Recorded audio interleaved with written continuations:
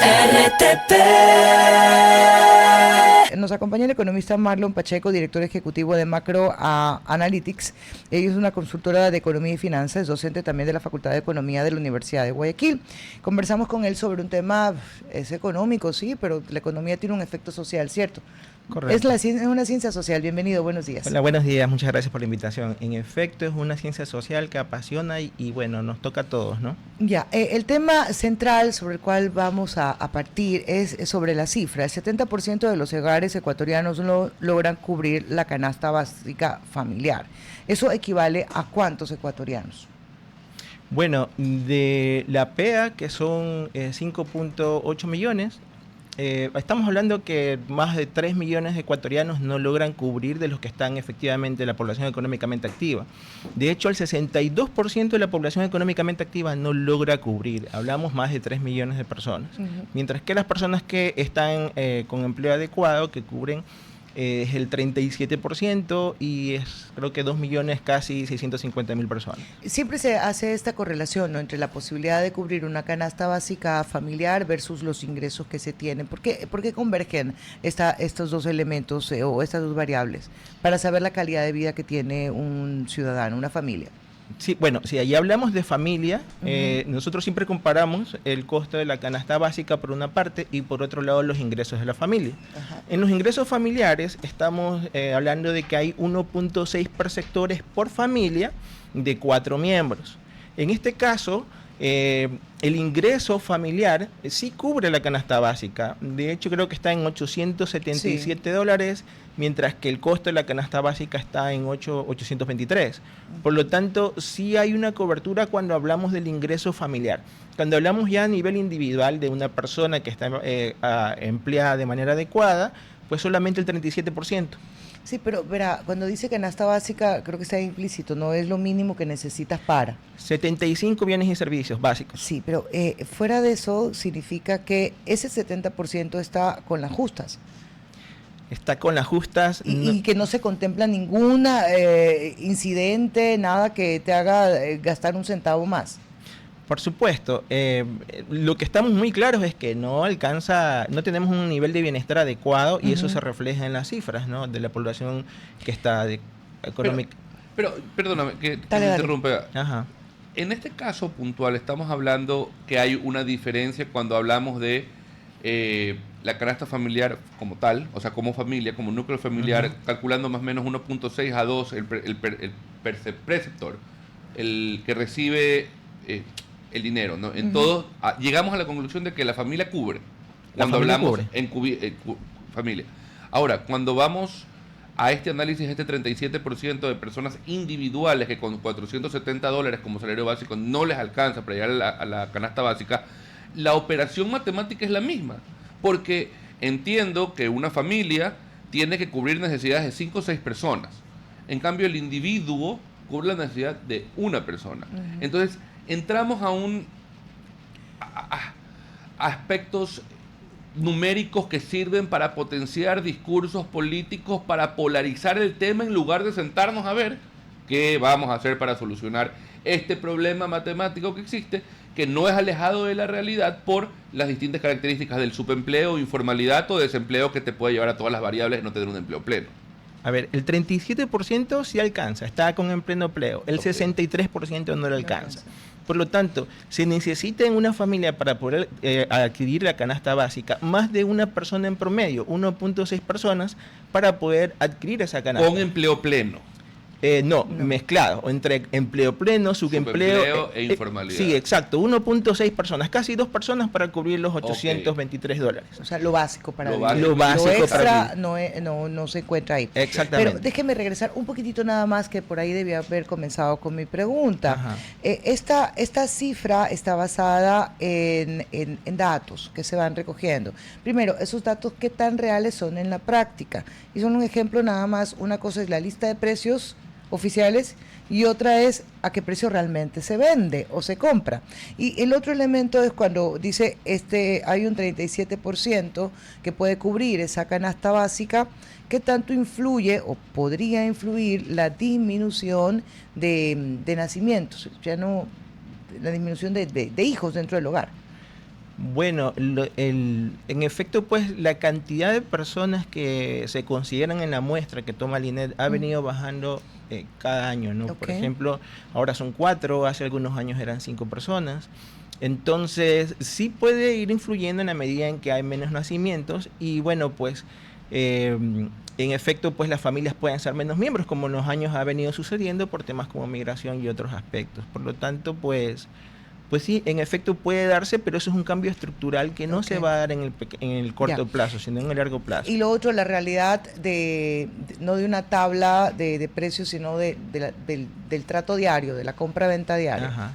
Sí, en efecto, pues lo que vemos son es una porción muy pequeña, las 37% que puede adquirir, que tiene acceso al salario básico vital. La mayor cantidad de ecuatorianos no lo tiene. Y lo que se busca con estas mediciones es sobre todo medir tendencias. Porque en los últimos años... La tendencia se ha mantenido. O sea, siempre ha sido 7-3, es decir, más o menos 70% de ciudadanos que están en el desempleo, informalidad y subempleo, y el 30% que tienen una capacidad de empleo pleno dentro de la PEA, no de los... Pero permíteme algo, pero puede ser que esta persona que no tiene empleo pleno pueda llegar a completar el valor de un salario básico. Claro. Sí, entonces... Por el subempleo o la informalidad. O dígalo el economista, para eso está. Los que no llegan a alcanzar el salario básico se lo considera subempleo. Ok, ves. Entonces, básicamente. Entonces, los que llegan a alcanzar el salario básico es en pleno empleo. Y ahí todas las otras categorías de empleo no lo alcanzan. La informalidad tú dices que no le alcanza. No le alcanza. Pero ¿sabe qué? Es que ahí es donde yo discrepo los números, por eso es que soy abogado, los números con la calle. Porque los números me dicen cosas así, que no sé qué. Vamos. Ya. Agarremos a un repartidor de Uber. Ajá. No todos, obviamente no todos. No estamos en la generalidad. No estamos en la generalidad, sino y vienen y te dicen que no es un trabajo formal. Ya. Porque no hay formalidad bajo ningún concepto. Lastimosamente, civil. Ajá. Que ojo, ¿con quién te formaliza? Ya, pero es cierto, no hablas mucho del paréntesis. Ya. Entonces, ellos te dicen, yo trabajando perdonen las marcas y... No, dale, y pasa por caja y paga. Por Rappi, Uber Eats, dice cuantito. Tengo 4 plataformas. Me puedo afiliar a las 4 y puedo trabajar en el momento que me dé la gana. Pero ¿cuánto te dice que puedes llegar a ganar? Superan el salario básico. A ver, economista, ¿qué le decimos? Economista, ¿le decimos que siga de abogado y que se leen los números? No, yo creo que tiene mucho potencial para los números también. A ver, es que ahí hay que un poco diferenciarlo. Una cosa es cuando nosotros tomamos una muestra urbana. Correcto. Y otra muy diferente es cuando, por ejemplo, cogemos el sector rural y toda una muestra... Otra historia. Sí, entonces los números centrales evidentemente pues son promedios, son muestras, pero ya cuando comenzamos a revisar poblaciones particulares, usted va a encontrar que el comportamiento del sector urbano es completamente diferente al sector rural. E inclusive creería yo que la necesidad del sector rural es distinta que la del sector urbano. Para empezar, transporte. Sí. Comida. Sí, los alimentos. Esto no quiere decir calidad de vida. Volvamos a esta, que volvamos a la cifra que nos movía en esta entrevista. Decir que el 70% no alcanza a cubrir el salario básico. ¿Qué significa dentro de la economía de un país? A ver, el concepto principal es que el salario debe crecer por básicamente 2 componentes. Por un componente debería crecer por la inflación para mantener el nivel adquisitivo. Para no perderlo. Para no perder. Y por otro lado, el incremento de la productividad. ¿Qué es el incremento de la productividad? Es que con el mismo tiempo, con las mismas herramientas, puede obtener un mayor producto. En general, la productividad en el Ecuador no ha subido en los últimos 10 años. Entonces, para que aumente el salario de manera estructural, más allá de simplemente la inflación, tiene que aumentar la productividad. O sea que con esta lógica, partiendo de los números que ha dado el gobierno nacional, no cabe un incremento en el salario. Porque si se ha mantenido la productividad y la inflación está bastante baja, incremento no cabe ahora. En los 2 años anteriores, el incremento del salario fue del 2%, que estuvo muy similar a la inflación. Entonces, los incrementos se han venido dando, pero muy cercano a la inflación. Ahora, ¿no? La fórmula matemática que utiliza el Consejo Nacional de Salarios para tratar de establecer la remuneración básica unificada del siguiente año, básicamente nunca se toma en consideración para efectos de llegar a un consenso. En muy pocas ocasiones ha habido consenso. del Consejo Nacional de Salarios. Y ahorita ya están analizando porque ya concluye el mes de noviembre, empieza diciembre y ellos ya tienen que tener la decisión tomada, si tienen o no tienen un consenso. $14 se especulaba. Se especulaba 14, otros 16, otros 10, pero son meras especulaciones. Y finalmente no se toma con una fórmula matemática, sino se toma por el impulso del momento, de decir, bueno, sabes que el año pasado subimos 25, este año si subimos 25 es mucho, vamos por 10, vamos por 5, vamos por 6. Recuerdo alguna época subieron $3 el salario básico y mucha gente decía, es un insulto, es un... Pero están las citas para hacerlo. ¿Se vale hacer economía comparada en este momento? Porque venía pensando en esto que se determina como empleo pleno aquellos que tienen un salario básico, ¿cierto? Así se lo ubica. Pero, vaya, pues, y lo que dice Carlos Miguel, hay otros que no teniendo... ¿Cuál es la diferencia entre tener un salario básico de ingreso y que se represente en la legalidad de la afiliación? Que sea, por ejemplo, por factura. Sí, y no está afiliado. No es pleno, porque no gozas de todos los beneficios legales. Y hay otros países donde pues no hay esa relación primero de afiliación o de un salario básico, y se dan otro tipo de mediciones. No sé si es un berenjenal de números, pero aspiro a que usted me entienda. Y tú también, niño de los números. Sabe que acá viene una comparación bien interesante. Nosotros como país tenemos el salario básico, el tercer salario más alto de la región. ¿Cuáles son los países que tienen un salario más alto? Por un lado tenemos en primer lugar Uruguay y segundo Chile.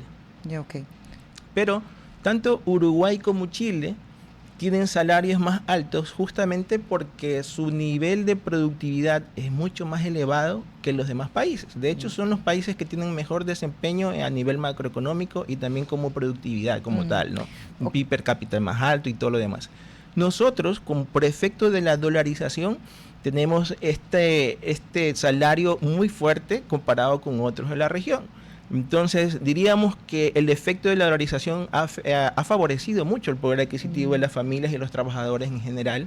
Yo sé que si me escuchan me van a decir, no, ¿sabes qué? No, de hecho sí, yo creo que le van a dar la razón. Lo que antes no podías endeudarte, comprar, lo puedes hacer con la dolarización. Exactamente. Sí, entonces, ese es uno de los beneficios, pero si sacamos ese hecho aislado, a largo plazo, los salarios van a ir creciendo en función de la productividad. ¿Qué tan productivos son los trabajadores? Ya, pero ahí usted analiza la razón del por qué los salarios se han elevado. Los dos primeros dicen de acuerdo a la productividad, lo otro un factor, en el caso de Ecuador, la dolarización. Pero vayamos a otra lectura. ¿Qué tanto puedes comprar con ese salario? Porque a lo mejor en Uruguay tienes el salario más elevado por el poder adquisitivo disminuido. O Ecuador tiene un alto salario, pero el poder adquisitivo es menor. Bueno, el nivel de los salarios va acuerdo también al nivel del PIB per cápita. Es decir, si yo soy estoy en un país que tenga un nivel de ingreso mayor, evidentemente que el costo de vida va a ser mayor. Pero esa relación la mantengo de una manera favorable, ¿no? Gano más, pero también gasto más, de tal forma que el salario va a ser mayor. Es decir, los países que son más productivos van a tener un ingreso per cápita mayor y un nivel de vida, evidentemente, también más alto, pero con mayores niveles de bienestar. Que los países que no son muy productivos van a tener niveles de ingresos per cápita más bajos, el costo del nivel de vida va a ser similar, pero la calidad de vida no va a ser la mejor, pero tampoco. Entonces nosotros, si partimos de la productividad, no deberíamos estar en los 3 primeros lugares de salarios más altos. Es una ficción. Yo considero que a largo plazo esto va a irse corrigiendo, pero no ahora en el corto plazo. El mercado debería corregir solito esto. La región, seguramente pero es que es muy político también. Exacto. O sea, no sé si el mercado lo político en el Ecuador es la mano que mece la cuna, o sea, lastimosamente es esa mano que no es tan invisible. Nuestro país es muy divertido políticamente, lo que nos perjudica. Ya yo tenía una pregunta que no la he encontrado, se anuncia que se ha disminuido la pobreza en un 24%, cifra récord relacionada a años anteriores, pero nunca se menciona la extrema pobreza. ¿Usted tiene datos de eso? Sobre todo si es que se ha incrementado o no. Mire, sabe que justamente hoy estaba revisando unos datos del INEC con respecto, por ejemplo, a los temas de empleo. Yeah. Y claro, mes a mes usted va a encontrar variaciones en los datos, pero realmente hay que conocer si es que son estadísticamente significativos. Por ejemplo, el dato de septiembre del INEC con respecto al pleno empleo dice que el pleno empleo subió en 50.000 personas que están trabajando. Okay. Pero el mismo INEC advierte de que el dato no es estadísticamente significativo. ¿Qué significa que no sea estadísticamente significativo? Que uno puede tener un valor y otro, y puede variar, pero la variación no es importante. Okay. Entonces, yo diría que... por el universo de muestras que tomas. Claro, porque o sea, a largo plazo... de 3 millones que pudieran estar en pleno empleo, solo ha aumentado 50.000. Perdón, de 10 millones que pudieran estar en pleno empleo, 50.000 es nada. 50.000 es nada. Y puede ser que el próximo mes, en cambio, llegue enero, se desacelera la actividad económica y baja. Entonces, estos datos estructurales, como por ejemplo que usted me dice, ¿no? Es que bajó un 24% la extrema pobreza. Primero... No, la pobreza. La extrema pobreza no se menciona. Ah, ya, perfecto. La pobreza.